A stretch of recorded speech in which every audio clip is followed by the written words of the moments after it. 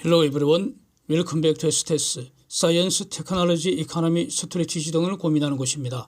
어제 21일 윤석열 정부가 23년 경제정책 방향을 발표를 했는데 내년 성장률 1.6%를 전제했다는 겁니다. 매우 비관적으로 변한 거, 이게 가장 크게 주목이 되는데, 이 말은 현재 한국 경제가 매우 극심한 불황 국면이라는 것을 반영하는 거 아니겠습니까? 그래도 마이너스 또는 0% 성장 아니어서 안도해야 하는 그런 상황일 수도 있습니다. 11월보다 12월에 경제 상황 더 악화된 거 반영한 것으로 보이고요. 그래서 수출과 내수 상황이 지금 도대체 어떤 건지 점검을 한번 해보고요. 그 대응 전략을 고민하려고 합니다.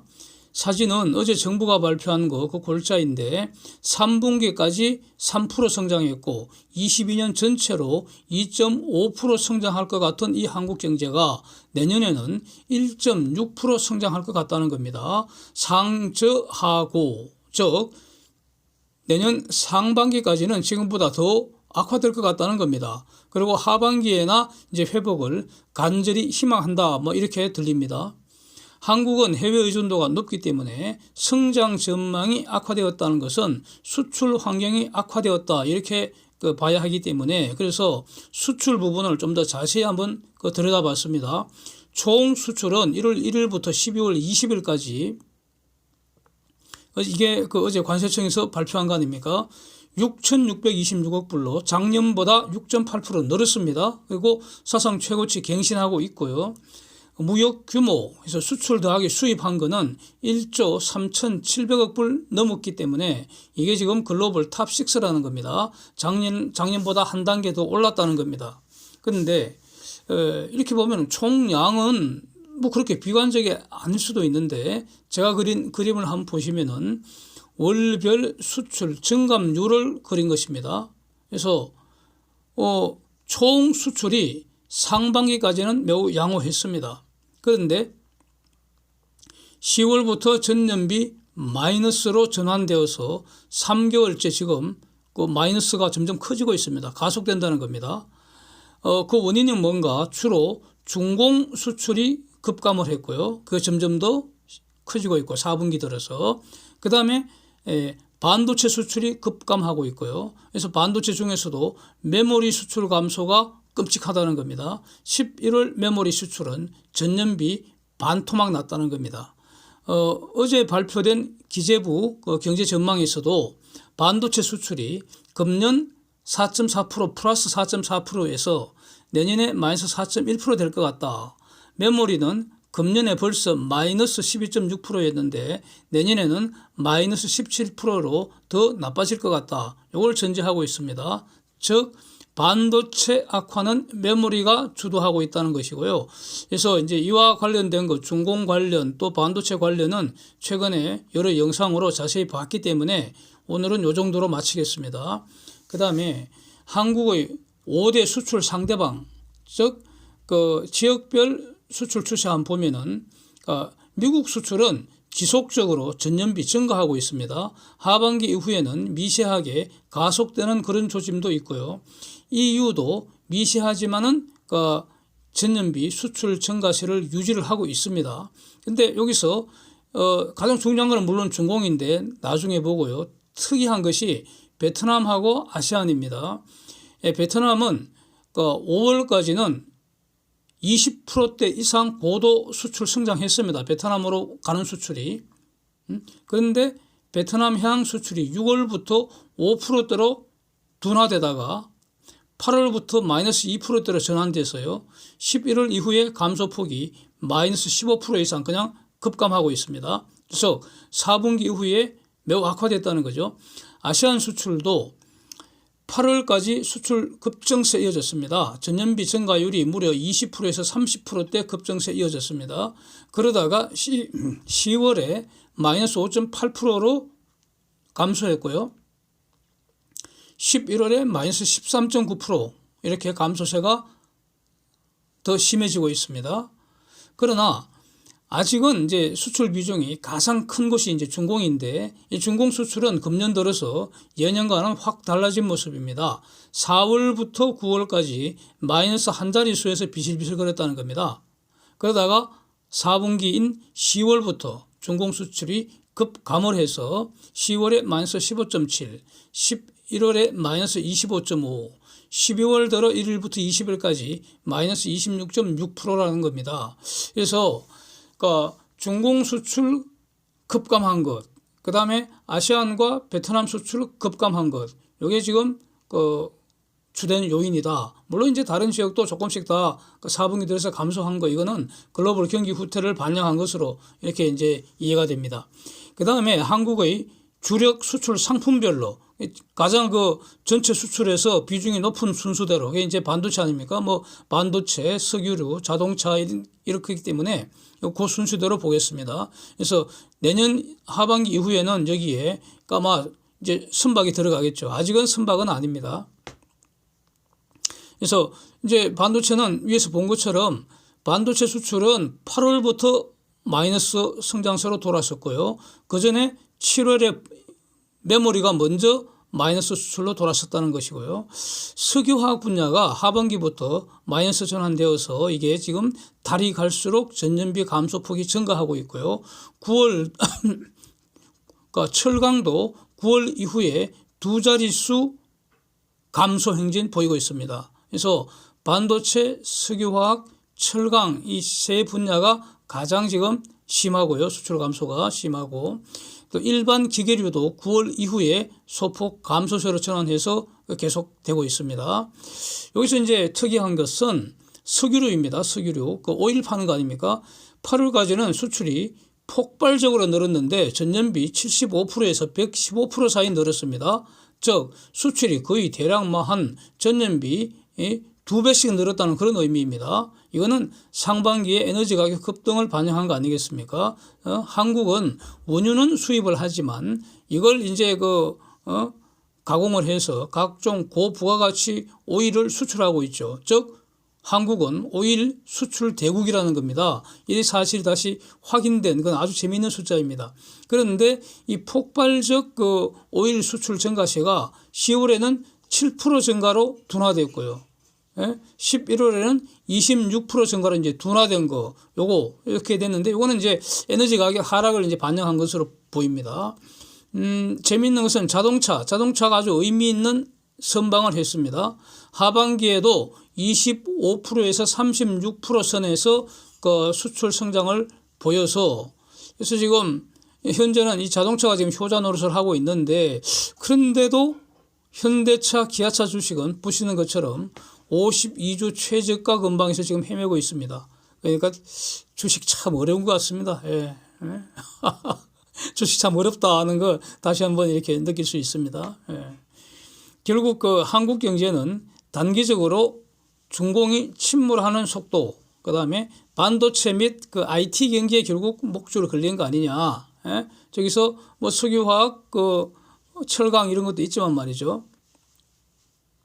반도체하고 IT는 글로벌 경기 후퇴 직격탄을 맞는 산업군으로 본다는 겁니다. 이거는 계속 여러 번 말씀드리는 내용입니다. 그래서 내년에 그래서 반도체하고 IT 저 부분 수출은 내년에 의미 있는 회복 기대하기 어려운 거 아니냐 이렇게 보입니다. 연구원이 전방 산업의 기술 혁신이 일어나서 새로운 스타급 신상품이 출현해서 그래서 반도체를 폭풍 흡입하는 그런 일이 벌어지거나 또는 지금의 메모리 반도체 세계 대전에서 하위 그룹 대학살이 실현되거나 이렇게 둘 중에 최소한 하나는 돼야 되는데 어느 것이나 시간이 걸릴 것 같다 이겁니다. 그래서 반도체하고 IT 부분 후퇴는 상당 기간 지속될 것 같다 이렇게 봐야 할 것 같습니다. 여기서 이제 만약에 지금 현재 선방하고 있는 저 석유류하고 자동차가 만약에 내년에 지금보다 더 악화된다면, 왜냐하면 석유류는 좀 그렇다 치더라도요. 자동차 같으면 지금 저것도 경기 후퇴 영향을 받을 거 아닙니까? 자동차도 전형적인 내구재이기 때문에 그래서 경기 후퇴 영향을 받아서 자동차 부분이 내년에 악화된다면 끔찍해질 수도 있겠죠. 그래서 상반기에 더 힘들어질 것 같다 이 말이 맞는 것 같습니다. 예. 그래서 수출 급증에도 불구하고 그래서 이거 지금 자동차 주가가 급락하고 있는 저 모습도 지금 찜찜하다 뭐 그런 의미입니다. 예.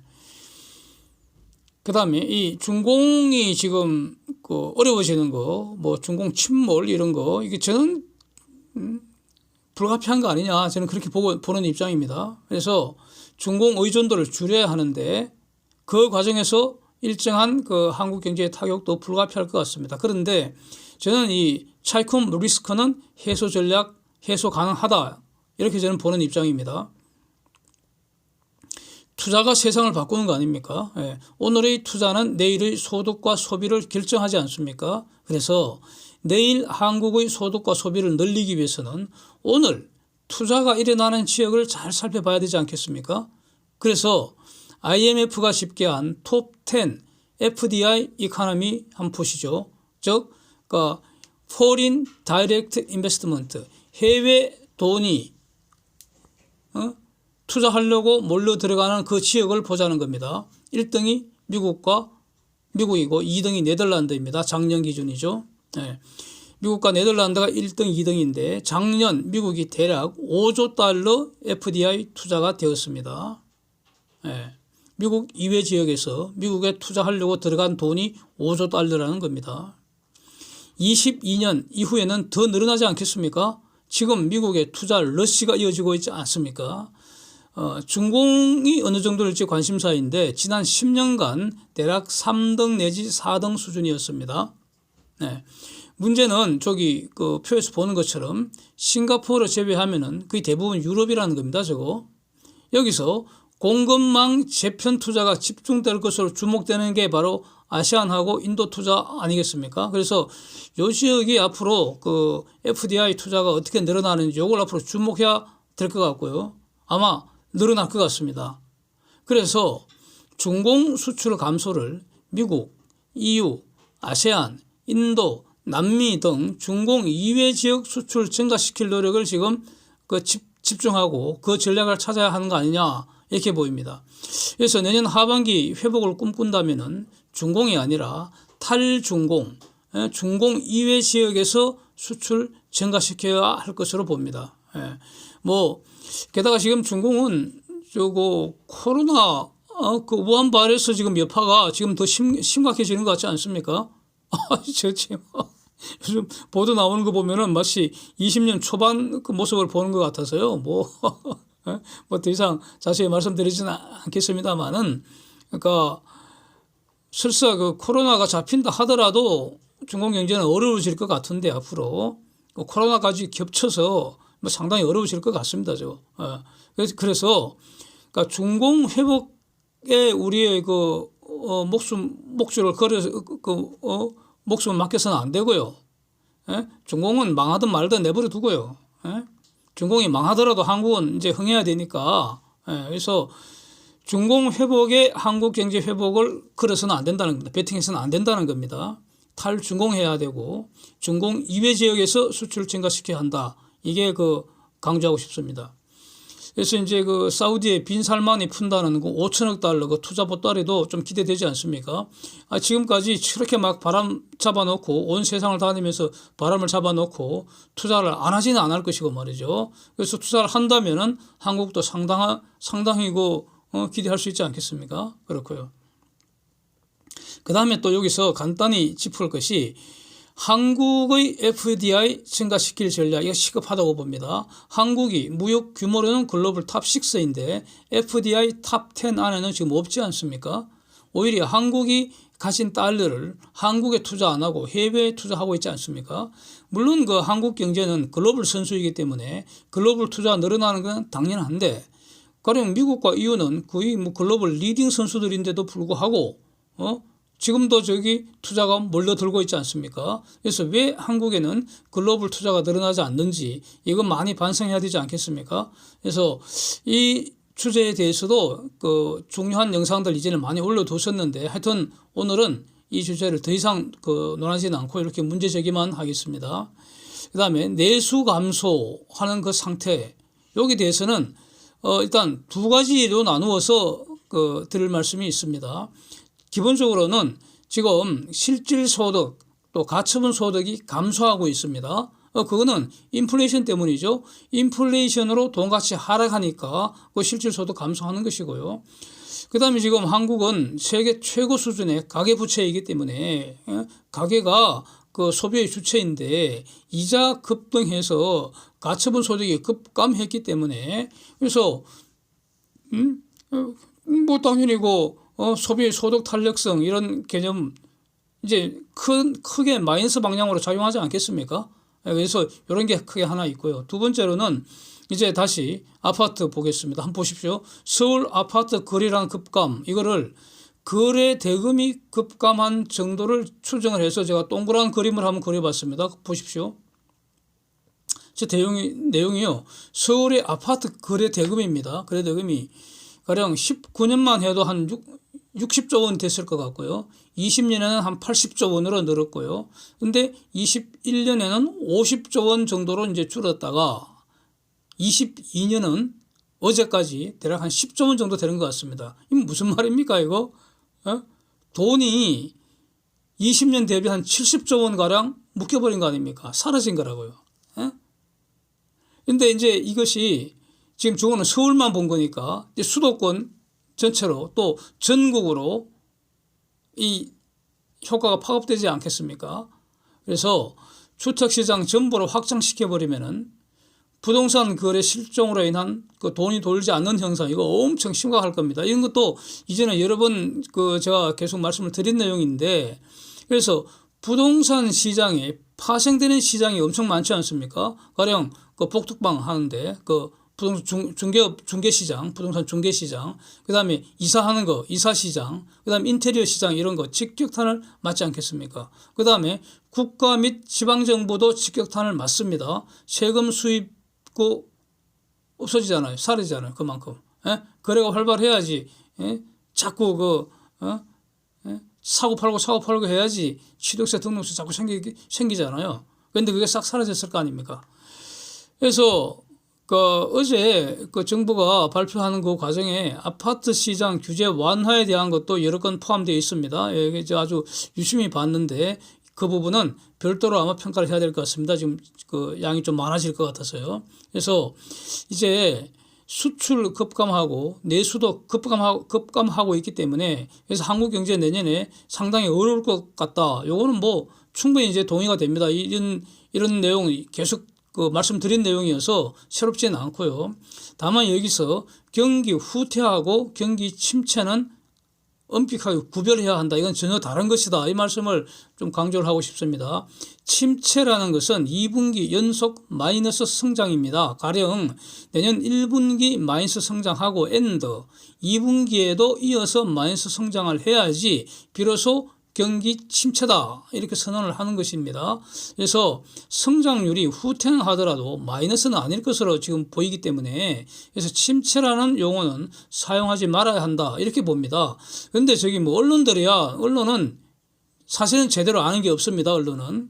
그래서 언론들이 막 이렇게 후퇴, 침체 막 섞어서 사용하는 거 그렇다 치더라도 지금 정부의 장관급 인사들도 후퇴와 침체를 그것도 경제 관련 장관들이 후퇴와 침체를 막 섞어서 그냥 막 사용하더라고요. 그래서 용어 사용 좀 명확히 해야 되지 않는가 이런 의견이고요. 지금 상황은 경기가 후퇴가 된다 해도 돈 풀어서 경기 활성화시킬 수 있는 상황이 아닙니다. 그래서 아주 고약합니다. 지금 상황은. 그나마 이제 다행인 점이 바로 물가가 좀 잡히고 있다는 점과 한국의 물가 상황이 미국보다는 심각하지 않습니다. 좀 낫습니다. 그래도 한국이 미국보다는 낫습니다. 그래서 미국보다 금리를 덜 올리는데도 원달러 환율이 지금 안정되고 있다는 겁니다. 사진 보시면은 환율 하락이 지금 뚜렷하게 확인되지 않습니까? 1,400원 이상에서 줄기차게 환율 하락할 거다. 그래서 달러 선물 매도해야 한다. 계속 강조했던 기억하겠습니다. 다시. 그래서 현재 고점 대비 한 11.5% 하락한 상태인데 만약에 내년 환율 하락률을 평균 한 10% 정도만 된다 해도 그러면 금년 수입 총액이 20일까지 7,116억 달러니까 단순하게 퉁쳐서 산수를 해보면은 대략 한 700억 달러 이상 같은 수량 수입해도 수입 금액은 줄어든다 이거 아닙니까? 그렇죠? 근데 이제 에너지 가격도 하향 안정화될 가능성이 높다고 저는 보기 때문에 저거보다 더 수입 금액 줄어드는 효과가 더 크다는 겁니다. 그렇다고 해서 수입 수량은 달라지지 않는다 이거죠. 같은 수량 수입하더라도. 그래서 무역 수지 적자 개선된다는 겁니다.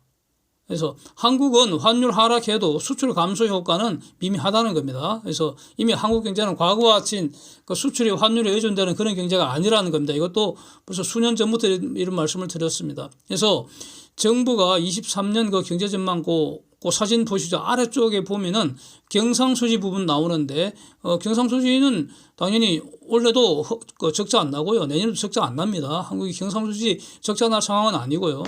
상품 수지를 보면은 내년에 230억 불 흑자로 올해보다 확대된다. 이게 지금 전제되어 있지 않습니까? 이게 이런 관점에서 이해가 된다 이런 뜻입니다.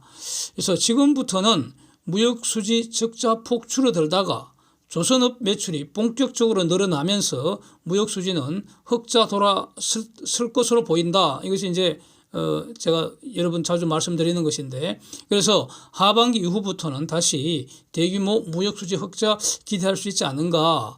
이제 그 일동 공신이 조선업이기 때문에, 그래서 지금부터는 조선업이 대한민국 살린다 이겁니다. 예. 이렇게 정리하겠습니다. Thanks for watching. See you next.